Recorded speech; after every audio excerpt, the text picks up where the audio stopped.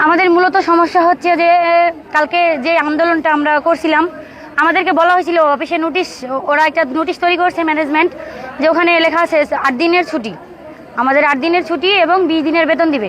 সেখানে আমরা দাবি করছিলাম যে 20 দিনের বেতনের সাথে 2 ঘন্টা করে ওভারটাইমে টাকা দিতে হবে, 2 ঘন্টা করে। হ্যালো বন্ধুরা, আসসালামু আলাইকুম। আমরা এতক্ষণ স্ক্রিনে দেখতেছিলাম যে একটা আন্দোলনের একটা সংঘর্ষ হচ্ছে।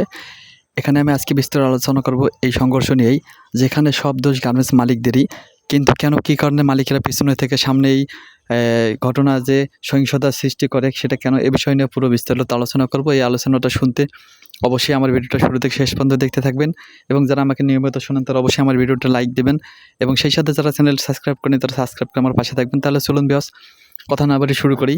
শুধু শুরু করবো না, আমি আপনাদের প্রমাণ সহ কিছু প্রতিবেদন দেখাবো। যে প্রতিবেদনগুলো দেখে আপনারা বুঝতে পারবেন যে আসলে দোষটা কার, গার্মেন্টস মালিকদের নাকি শ্রমিকদের। তাহলে চলুন প্রতিবেদনটা দেখে আসি।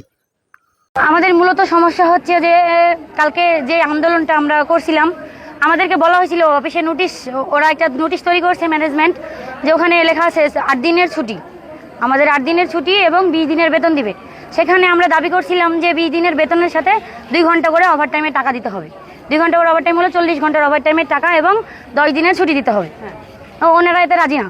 পরে আমরা বলছি যে আমরা সেই 2টা ডিউটি করে দিব, যে 8 দিনের ছুটির পরিবর্তে আমরা 10 দিন চাচ্ছি, ওই 2 দিনের ডিউটিটা ঈদের পরে আসে করে দিব।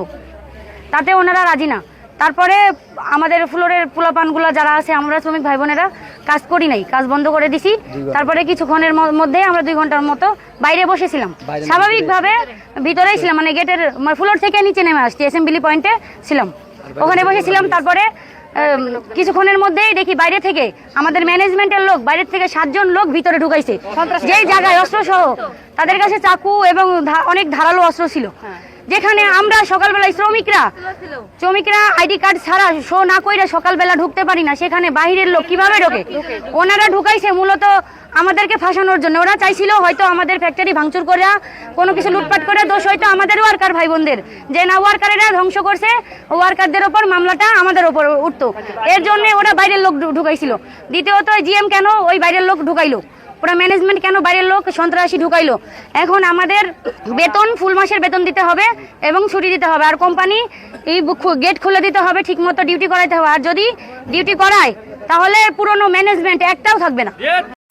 আজকে আমাদের এমডির অফিসে আনার কথা ছিল 10টার ভিতরে এমডি এখানে আসে না কেন?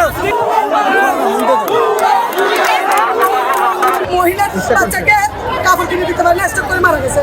আমাদের অফিসে বেতন পায় না, সেজন্য তোমাদের সাথে কথা বলবে অনলাইনে ভিডিও কলে।